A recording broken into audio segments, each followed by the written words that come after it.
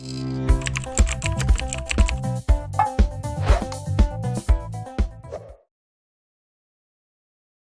let's continue with bishop b7, the natural developing move after after b5.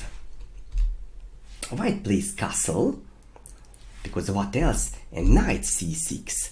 Yeah, black would like to, or tries to, developing on the queen side, because on the king side is not so easy. Knight f6 also could have been met by e5, and doesn't have a normal square of that, he has to go back.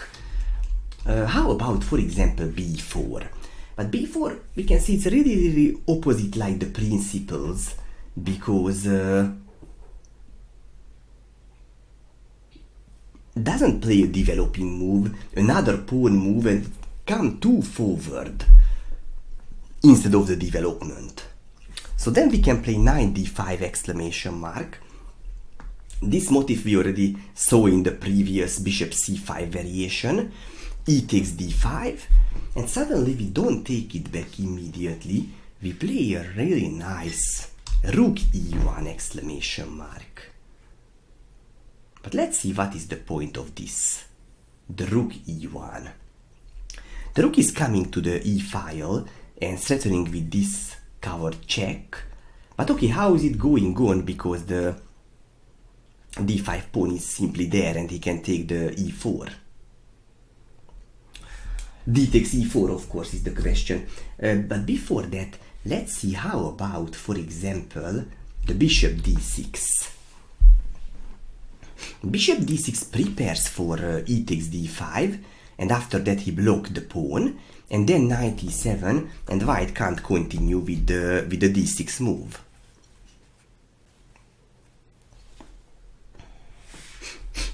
So knight g5 here, h6.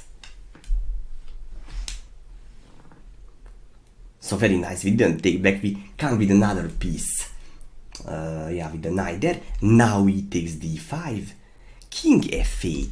But why not knight e7? Because if he plays knight e7, then what would be a nice continuation? First of all, queen h5 seems to be the most tempting, but unfortunately after that he can play castle, and he stops our attack, and the knight has to go back even. So king f8, no, sorry, knight e7, and instead of the queen a5 we should find something move. What about the brilliant bishop f4? If we play the genius moves, let's continue with them also.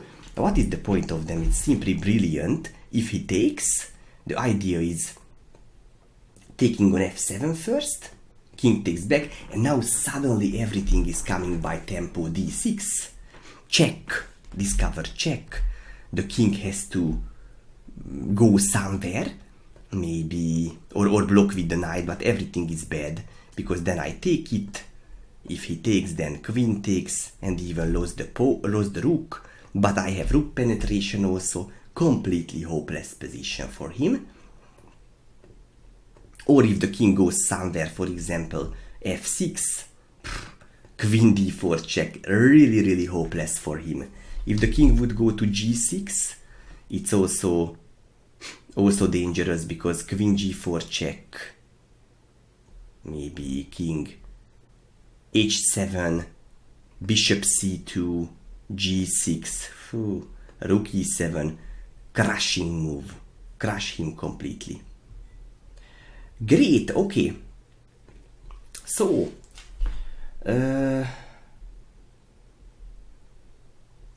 that's why not knight e7, this bishop f4 is simply brilliant. So king f8 instead. Let's see the king f8 instead. Then we play bishop f4. Again this brilliant continuation. So it's similar like there.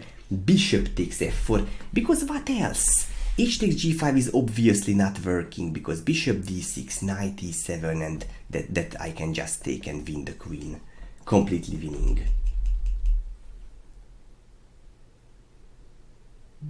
What else can he play? For example, protect with the queen, like queen No, queen c7, rook c1 tempo can be also there. Let's say queen b6, maybe a more natural move. Bishop takes d6, queen takes d6, and maybe again we can find something nice move. How about queen h5 again? Threatening with checkmate, pin the pawn. What can he do? g6, knight e4, brilliant tempo. Attack the queen, and if we go to the end game, it is very bad for black, because first of all we win back the piece immediately. Yes, what can he do with this bishop? His bishop is trapped, and if he protects, then rook e8 check and take it. So it is not working for him. How about if he tries to go somewhere with the queen f4, then queen goes back to d1, and I simply continue the pressure. So I couldn't break immediately, but it's no problem, because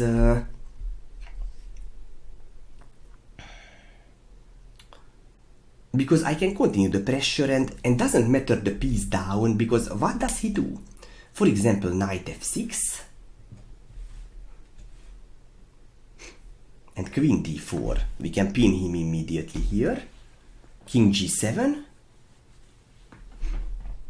g3. Somehow we should try to chase away the queen, and now I jump to d6 and win the b7 bishop back. And if we are materially equal, black's position is completely hopeless. So this queen f4 also didn't help at all, and this all queen b6. Let's see how about bishop takes f4. Now another brilliant move coming. Knight takes f7, but let's see why. Queen f6, yeah, because if king takes f7, it will be even faster checkmate threat. d6, discover check, so suddenly this bishop became an extremely strong piece. King f8, queen h5, and it's not possible to avoid the checkmate, because if the queen comes here, then there is a checkmate on e8. So yeah, he's simply in trouble.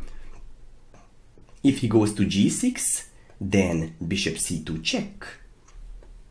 The king, very important, I don't allow his king to escape on h7 and hide there.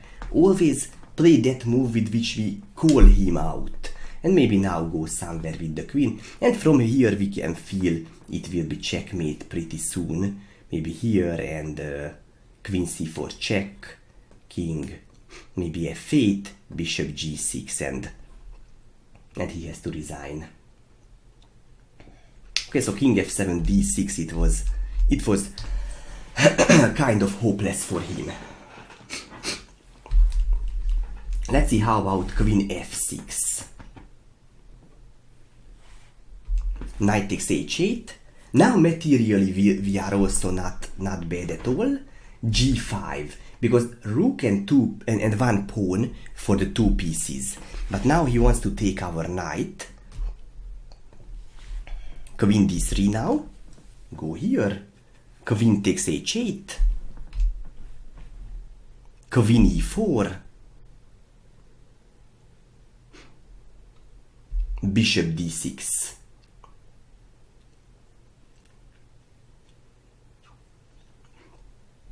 The bishop tries to block a little bit here, but his development is a very, very big problem. He doesn't have simply time for d6, knight d7, because queen e8 check, king g7, rook e7 check, takes, queen takes, the king goes to g8. If g6, then bishop c2 can also come and he will get checkmate. And if king g8, then we take on b7, and he's hopeless again, because we win a clear rook. Maybe queen takes b2 and rook comes to e1, and white is completely winning here. So he can't developing with this d6 at all. What can he do? That's why he tries bishop d6. Maybe he hopes he will play kind of knight e7 and his king is more or less safe. But of course queen e8 check, so we don't allow his plan. King g7. And we play another deep move, queen d8. What is the point of the queen d8 exclamation mark? First of all, with queen b6 we come with a double attack, and also sometimes with rook e8 we can also create another pin for the g8 knight. Queen h7, he tries to come out, and then queen b6, and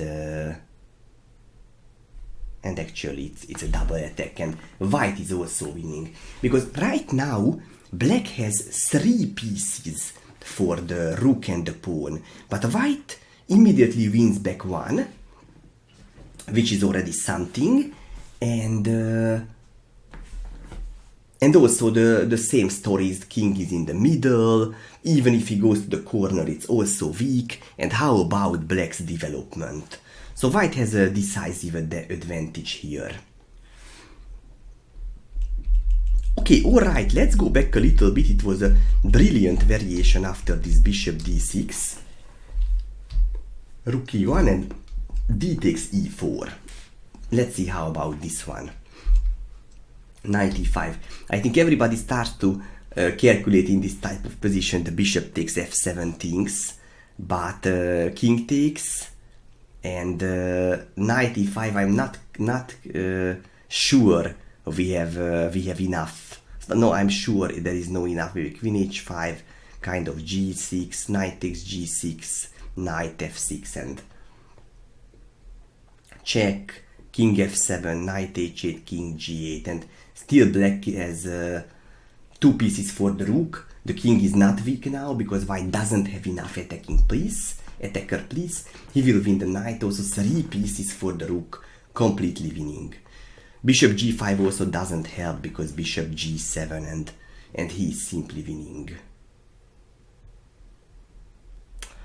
Okay, so let's see how about knight e5.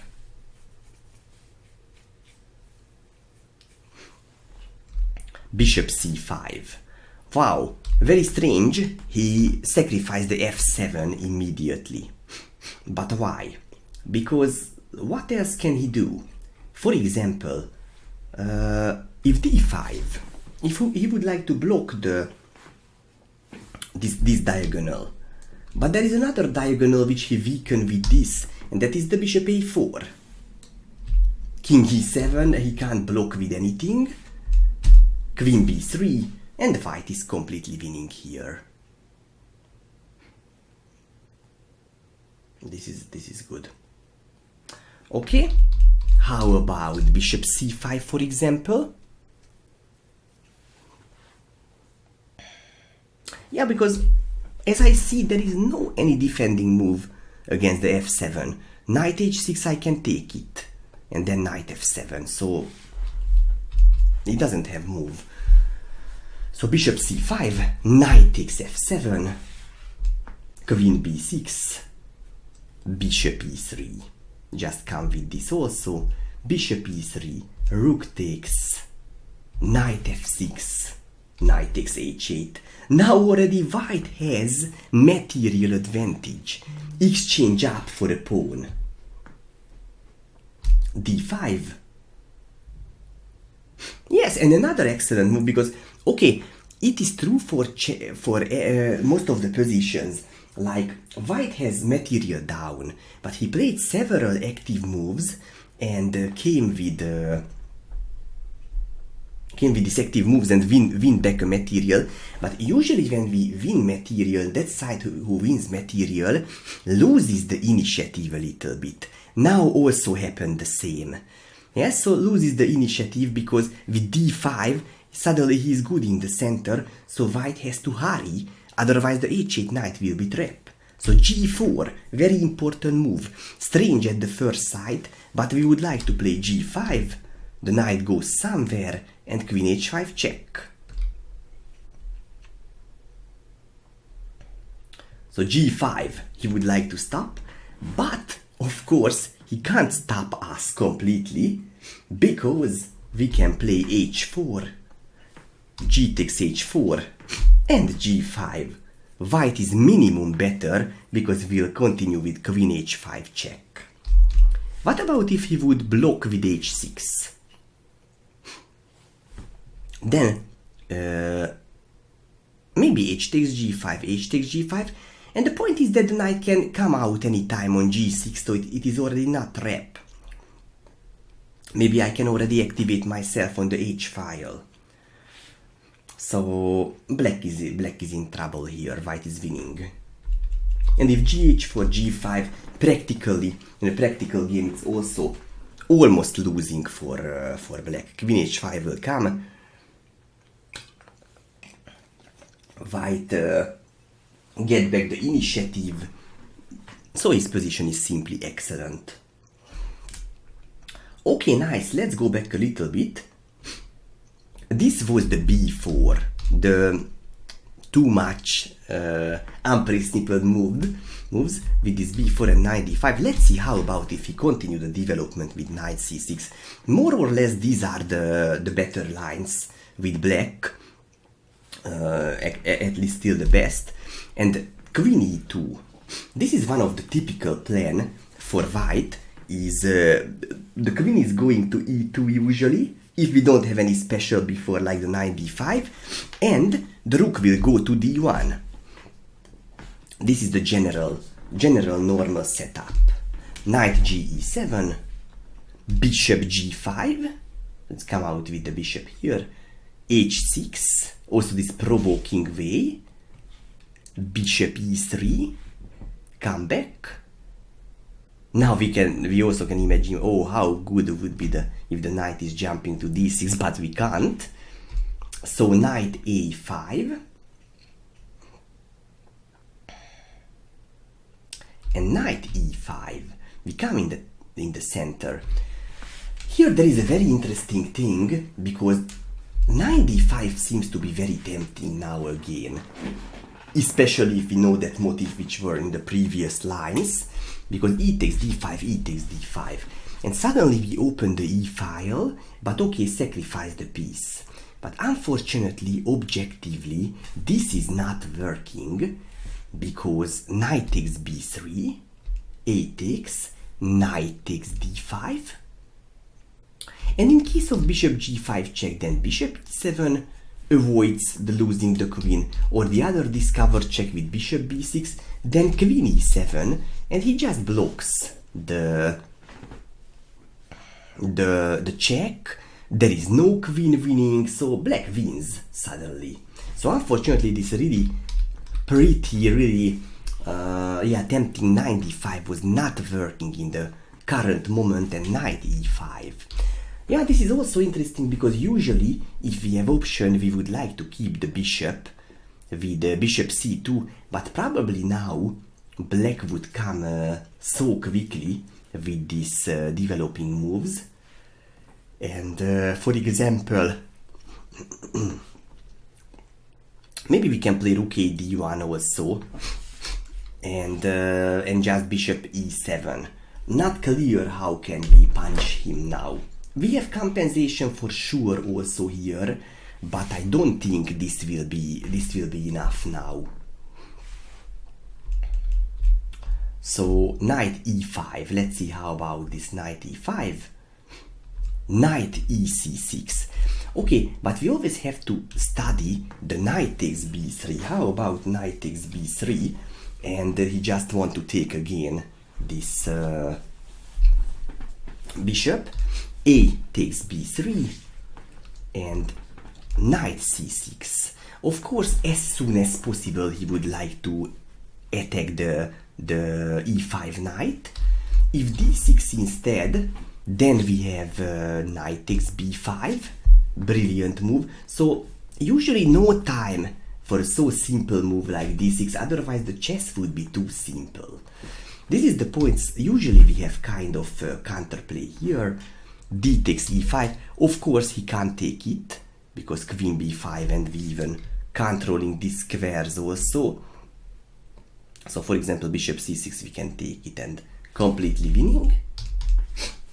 So d takes e5, rook fd1, knight d5, e takes d5. So he has to, why he has to give back a knight? Because if the queen goes somewhere, then we can jump to knight. Okay, here not because the queen is hanging, but for example if b8, then knight d6 check is too dangerous. It's simply hopeless, it's killing. So knight d5, that's why block, e takes d5, and e takes d5. How about if he plays a takes b5 right now? Then d takes e6, queen c8, and then queen d3, and the white is winning here. Yeah, the queen is just coming here, and but why just on d3? Why, for example, we are not taking on b5? Because that also seems to be very good, like check. And what can he do? Maybe queen c6, and it's not clear how can we continue.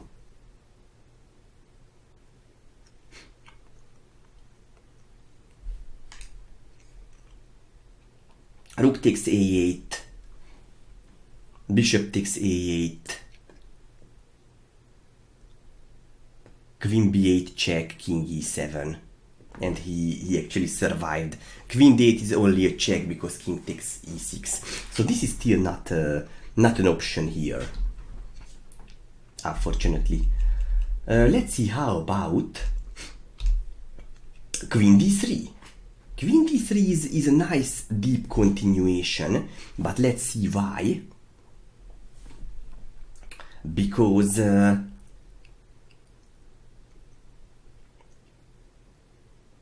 we have several threats right now. Several threats. We are seeing a little bit towards g6. That is his main problem. So for example, if f takes e6, then queen g6 is very dangerous. King e7, and we have rook a c1 followed by bishop c5, and this is just very good for us. Queen e6 also doesn't work because rook takes a8 and queen d8 checkmate. That's also not possible at all. So what can he do? With the queen he can't take, with the pawn he can't take. Maybe rook takes a1. How about rook takes a1? I have the nice queen d7 check. Queen takes, e takes, king d8, bishop b6 check, and promote the pawn to queen, also winning for white. It was very smart, this queen d7. We didn't take back the rook on a1. So what can he do? Maybe bishop moves to e7. Okay, first of all we take on a8. That is good. Take back with the... maybe with the queen, because if bishop takes, then I have queen d7 again. So, yeah, queen takes, and queen d7, king e8, bishop c5. This is the nice motif, and threatening to win here. Yes, and if, for example, queen e8 is really nice, we take here, and rook d8 checkmate. Yeah, it's a brilliant finish here. Okay, all right. So let's go back. This was the a takes b5 after e takes d5. Let's see how about e takes d5. Rook dc1. Another deep move. White's idea is knight c7 check. It's giving a nice check there, and what can he do here? Rook c8, so he must protect that. Rook takes c8. Bishop takes back. Yes, because how about if the queen takes? If the queen would take, then I can come with rook c1. Queen has to move somewhere, and then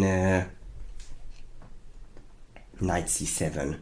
King, for example, d8.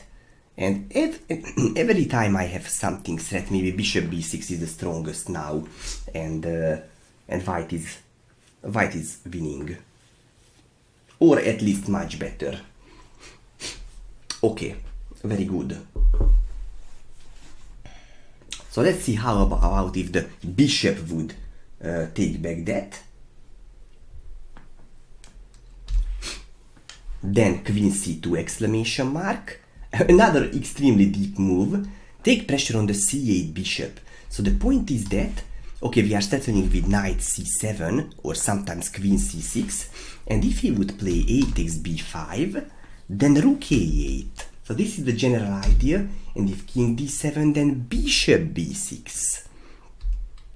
Queen b6, queen takes c8, and rook a6, and suddenly I can think the queen is trapped, the queen is not trapped, but he gets checkmate if he escapes with queen c7 and rook a8. So the queen is actually trapped. Completely hopeless position for it. Let's see how about d4. Knight c7, king e7, and after bishop d2, we can say that the position is really complicated, really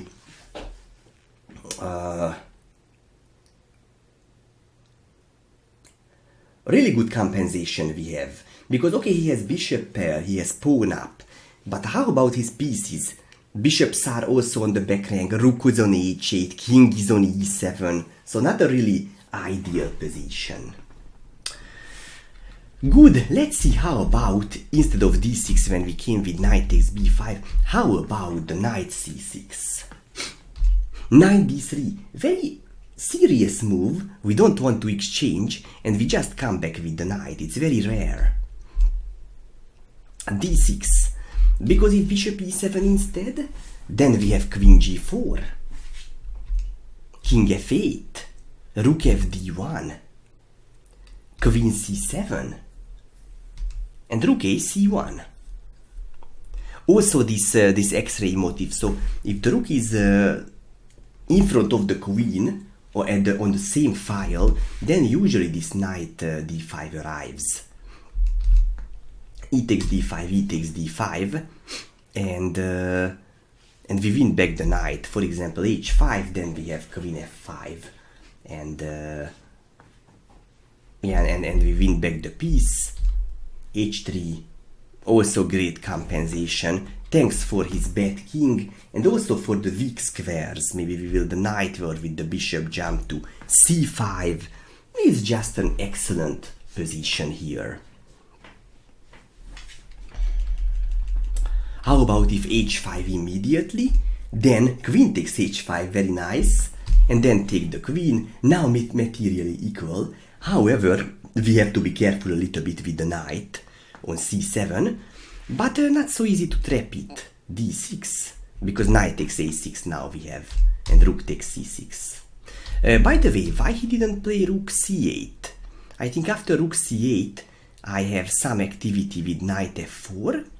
Rook has to leave somewhere, maybe, let's say, okay, let's say go back to h8, and the rook takes d7. So this was the point of that knight f4 I can take after the d7. So this is simply not working. Okay, so bishop e7, queen g4, it was understandable. Of course, he also can't castle because bishop h6 as the general idea. How about if he plays d6? Then we come with rook a d1, bishop e7, and queen g4. Always this queen g4, bishop f6, knight c5. Now also the x-ray is supporting for us, bishop c8, and after queen g3 again we have a great compensation for the material. d6 pawn is weak, he also couldn't castle. Not easy situation for him at all. And let's see finally the main line. How about if after knight e5 he plays knight ec6 and immediately would like to exchange the knight? Then we come back to d3 also. Of course now knight b3, ace takes b3 would be a transposition. So bishop e7, queen g4, bishop f6, f4. Yes, he just tried to protect himself, but then I continue the pressure. Knight e7. Yeah, because knight d4, then knight c5, we go forward. His idea was that if e5, then there is a nice knight f5 here. So knight c5, bishop c6, rook a d1, knight takes here, a takes, and also come with these e5 things. B takes c3, e takes f6, queen f6 and f5, also great compensation for the two pawns. Very, very nice play again. And if knight e7, f5, e takes f5, e takes f5, also the structure is pretty ugly for black, he even can't castle. Okay, white structure is also not so beautiful, also ugly, but we have a very dynamic play. Rook a d1, h5 and queen e2, and for here we can also say that we have a pretty good compensation for the pawn, so white's chances are completely okay.